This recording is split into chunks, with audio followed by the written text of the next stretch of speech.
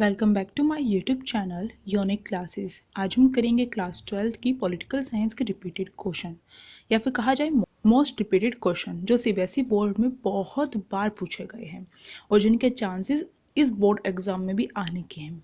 तो देखिए, जैसा कि आप सभी को पता है, हमारे यूट्यूब चैनल में आपको फिजिकल एजुकेशन की न्यू प्लेलिस्ट मिलेगी न्यू सिलेबस के अकॉर्डिंग, जो 2020 से 2021 का है। और इसके साथ साथ हमारे यूट्यूब चैनल पे आपको जो पॉलिटिकल साइंस है उसके जो चैप्टर्स हैं वो भी हमने स्टार्ट कर रखे हैं, वो भी मिलेंगे आपको। और उसमें जो नोट्स हैं आपके लिए बहुत हेल्पफुल होंगे, जिनमें मैंने आपको पॉइंट्स वाइज, जैसे आपको बोर्ड एग्जाम में लिखने होते हैं पॉइंट में आंसर, वही पॉइंट मैंने वहाँ पर आपको प्रोवाइड कर रखे हैं।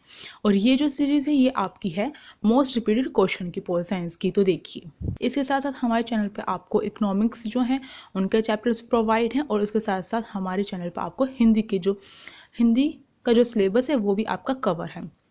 तो देखिए, अब चलिए स्टार्ट करते हैं। तो देखिए, यूरोपीय संघ के किन्हीं 4 साझी विशेषताओं का उल्लेख कीजिए। तो यूरोपीय संघ को हम ईयू के नाम से भी जानते हैं, जिसे हम शॉर्ट फॉर्म में ईयू कहते हैं। तो ये आपका चैप्टर 4 से है, सत्ता के वैकल्पिक केंद्र से। तो इसमें से जो यूरोपीय संघ है उसका कहीं ना कहीं घुमा फिरा के आपका क्वेश्चन आ ही जाता है। तो देखिए, हमें विशेषताएं बतानी है यहाँ पर। तो देखते हैं, जो पहले ये विशेषता है इसके अंतर्गत बताया गया है, जो यूरोपीय संघ है, यूरोपीय संघ के अंदर जितने भी देश शामिल हैं वो क्या है, भौगोलिक रूप से आपस में निकटता में है, यानी कि आसपास है, ज़्यादा दूर नहीं है। इससे क्या है, अगर यूरोपीय संघ में कोई भी फैसला लिया जाता है तो उसका संचालन हर क्षेत्र में, हर देश में हो सकता है सही प्रकार से। यही क्या है, इसकी पहली विशेषता है, जिसके कारण आज तक जो यूरोपीय संघ है उसमें एकता कायम रही है। और इससे ही क्या है, वह एक प्रभावशाली क्षेत्रीय संगठन भी बना रहा है।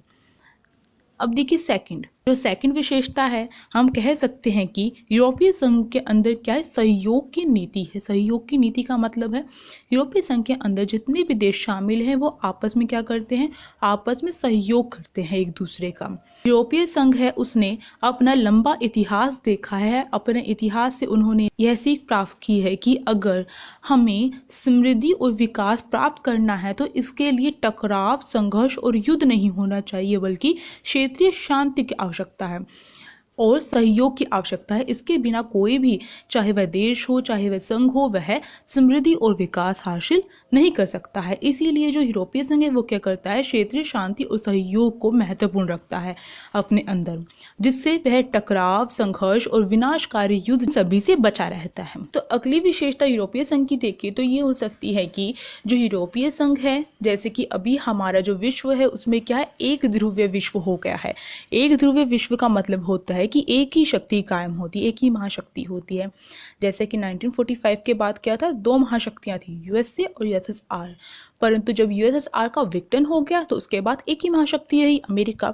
तो यूरोपीय संघ की जो बढ़ती हुई सैन्य ताकत है, आर्थिक ताकत है, राजनीतिक ताकत है, इनसे क्या अंदाजा लग रहा है कि जो यूरोपीय संघ है वह क्या है, अब अमेरिका को टक्कर दे सकता है, उसके अंदर इतनी शक्ति है।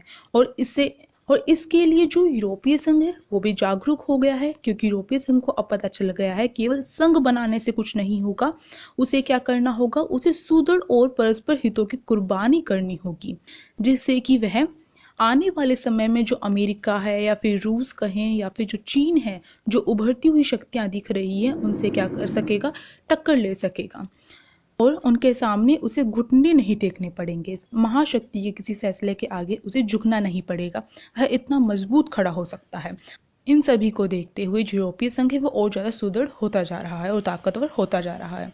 अगला देखिए, जो यूरोपीय संघ का आर्थिक, राजनीतिक और कूटनीतिक तथा सैनिक प्रभाव बहुत ज़बरदस्त है। जैसे कि हमें पता है कि जो यूरोपीय संघ है वह आर्थिक तौर पर भी इतना ज़्यादा मजबूत है, राजनीतिक और सैनिक तौर पर भी।